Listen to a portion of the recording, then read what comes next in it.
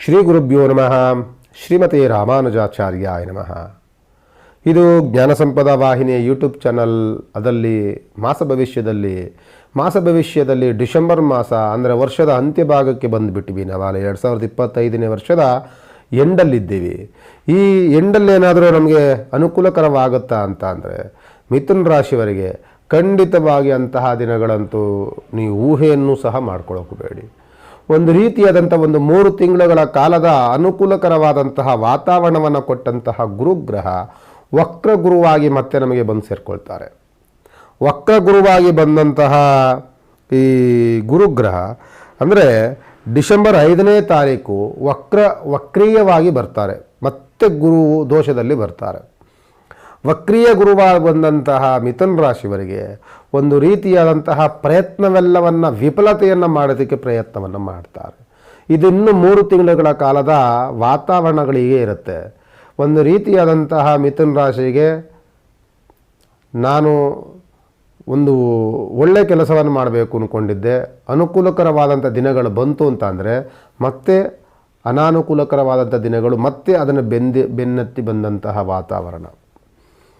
ಜೊತೆಯಲ್ಲಿ ಇದೇ ಮಿಥುನ ರಾಶಿಯವರಿಗೆ ಈಗ ವ್ಯಯಸ್ಥಾನದಲ್ಲಿ ಒಂದು ಗ್ರಹವಿದ್ದರೆ ಸಪ್ತಮ ದೃಷ್ಟಿ, ಆರೋಗ್ಯದ ಕೆಟ್ಟ ದೃಷ್ಟಿಯನ್ನು ಬಿಡುವಂತಹ ಕುಜಗ್ರಹ, ಆರೋಗ್ಯದ ಮನಸ್ಸನ್ನು ಕೆಡಿಸುವಂತಹ ಚಂದ್ರಗ್ರಹ, ಇವೆಲ್ಲವೂ ಸಪ್ತಮದಲ್ಲಿ ಇರ್ತವೆ. ರವಿಗ್ರಹನೂ ಸಹಿತ ಸಪ್ತಮ ದೃಷ್ಟಿಯಲ್ಲಿ ಕೊಡ್ತಿರ್ತಾರೆ. ಇದು ಒಂದು ರೀತಿಯಾದಂತಹ ಆತಂಕವನ್ನು, ಭಯವನ್ನು, ಜೊತೆಯಲ್ಲಿ ಜಿಗುಪ್ಸೆಯನ್ನು, ಮತ್ತು ಯಾವುದಕ್ಕೂ ಸಹ ಖುಷಿಯಿಂದ ವ್ಯವಹಾರವನ್ನು ಮಾಡಲಿಕ್ಕೆ ಬಿಡೋದಿಲ್ಲ. ಇಂತಹ ವಾತಾವರಣಗಳನ್ನು ಉಂಟು ಮಾಡುವಂತಹ ಗ್ರಹಗಳು ಮಿಥುನ ರಾಶಿಯವರಿಗೆ ಡಿಸೆಂಬರ್ ತಿಂಗಳಲ್ಲಿರುತ್ತೆ. ಡಿಸೆಂಬರ್ ತಿಂಗಳು ಮಿಥುನ ರಾಶಿಯವರು ಆದಷ್ಟು ಸಹ ಯಾವ ವ್ಯವಹಾರವನ್ನು ಕೈಯಿಡ ಕೊಡಬೇಡಿ. ಹೊಸ ಪ್ರಯತ್ನವನ್ನು ಮಾಡಲಿಕ್ಕಂತೂ ಹೋಗಬೇಡಿ. ಆರೋಗ್ಯದಲ್ಲಿ ಸಣ್ಣ ಪುಟ್ಟ ವ್ಯತ್ಯಾಸಗಳಾಗ್ತಿದ್ದಂಗೆ ಎಚ್ಚರಿಕೆಯನ್ನು ವಹಿಸ್ಕೊಳ್ಳಿ. ಜೊತೆಯಲ್ಲಿ ಕೀರ್ತಿ ಭಂಗವಾಗುವಂಥ ಸಾಧ್ಯತೆಗಳು ಜಾಸ್ತಿ. ಜೊತೆಯಲ್ಲಿ ಅನಾನುಕೂಲಗಳಾಗುವಂಥ ಸಾಧ್ಯತೆಗಳು, ಪ್ರಯತ್ನಿಸಿದ ಕೆಲಸಗಳಲ್ಲಿ ಅಡೆತಡೆಗಳಾಗುವಂಥ ಸಾಧ್ಯತೆಗಳು, ಶತ್ರು ಬಾಧೆಗಳಿಂದ ಕೂಡಿರುವಂತಹ ವಾತಾವರಣ, ನಿಮ್ಮನ್ನು ಕಂಡಾಗ ಅಸೂಯೆಪಟ್ಟು ಹೊಟ್ಟೆ ಹುರಿಪಡುವಂಥ ಜನಗಳು ಜಾಸ್ತಿ ಇರ್ತಾರೆ.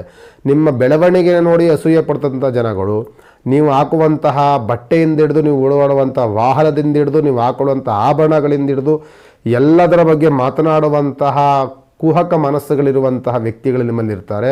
ಯಾವುದೋ ಒಂದು ಶುಭ ಕಾರ್ಯಗಳಿಗೋ ಕುಟುಂಬ ಸಮೇತರಾಗಿ ಯಾವುದಾದ್ರೂ ಒಂದು ಫಂಕ್ಷನ್ಸ್ಗಳಿಗೆ ಹೋಗ್ತೀರಿ ಅಂತಂದರೆ ಅಲ್ಲಿ ನಿಮ್ಮನ್ನು ಟಾರ್ಗೆಟ್ ಮಾಡಿ ಮಾತನಾಡುವಂಥ ವ್ಯಕ್ತಿಗಳಿರ್ತಾರೆ. ನಿಮ್ಮ ಬಗ್ಗೆ ಕೈ ತೋರಿಸಿ ಮಾತನಾಡುವಂಥ ವ್ಯಕ್ತಿಗಳಿರ್ತಾರೆ. ನಿಮ್ಮ ಶ್ರಮ ಜೀವನವೇ ಬೇರೆ, ಆದರೆ ಅದನ್ನು ಸಹಿಸಲಾಗದಂತಹ ವ್ಯಕ್ತಿಗಳು ನಿಮ್ಮನ್ನು ಊಹಾಪೋಹಗಳನ್ನು ಆಡುವಂಥದ್ದು, ಇಲ್ಲ ಸಲ್ಲದ ಮಾತನಾಡುವಂಥದ್ದು, ಹೊಟ್ಟೆವರಿ ಪಡುವಂಥದ್ದು, ಇದೆಲ್ಲ ವ್ಯಕ್ತಿಗಳು ನಿಮ್ಮಲ್ಲಿ ಇರ್ತಾರೆ. ಆದ್ದರಿಂದ ಮಿಥುನ ರಾಶಿಯವರು ಡಿಸೆಂಬರ್ ತಿಂಗಳು ನಾನು ಆಗಲೇ ಹೇಳ್ದಂಗೆ ದೇವತಾ ಉಪಾಸನೆಗಳನ್ನು ಮಾಡ್ಕೊಂಡು ಹೋಗ್ತಾರೆ. ಡಿಸೆಂಬರ್ ತಿಂಗಳು ಬಂತು ಅಂತ ಅಂದರೆ ಆಲ್ಮೋಸ್ಟು ಡಿಸೆಂಬರ್ 15-16ನೇ ತಾರೀಕಿಂದ ನಿಮಗೆ ಧನುರ್ಮಾಸಗಳು ಅಂತ ಆರಂಭವಾಗುತ್ತೆ.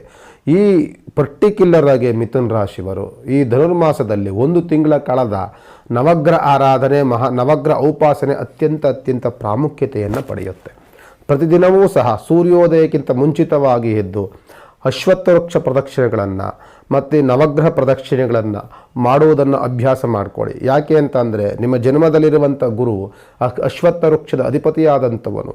ಆದ್ದರಿಂದ ನೀವು ಯಾವಾಗ ಸಹ ಅಶ್ವತ್ಥ ವೃಕ್ಷದ ಪ್ರದಕ್ಷಿಣೆಗಳನ್ನು ಜಾಸ್ತಿ ಮಾಡಿ, ಮತ್ತು ಜೊತೆಯಲ್ಲಿ 1 ತಿಂಗಳ ಕಾಲದ ನವಗ್ರಹ ಆರಾಧನೆಗಳನ್ನು ಮಾಡಿ, ಉಪಾಸನೆಗಳನ್ನು ಮಾಡಿ, ಸಾಧ್ಯವಾದರೆ ನಿಮಗೆಲ್ಲಾದರೂ ದೇವತಾ ಆರಾಧನೆ ಮಾಲೆಗಳು ಹಾಕ್ಕೊಂಡು ಹೋಗಬೇಕು ಅಂತಂಥ ಅಭ್ಯಾಸಗಳಿದ್ದರೆ ಶಬರಿಮಲೆ ಸ್ವಾಮಿ ಅಯ್ಯಪ್ಪನನ್ನಂತೂ ಖಂಡಿತವಾಗಿ ನೆನೆಸ್ಕೊಳ್ಳಿ.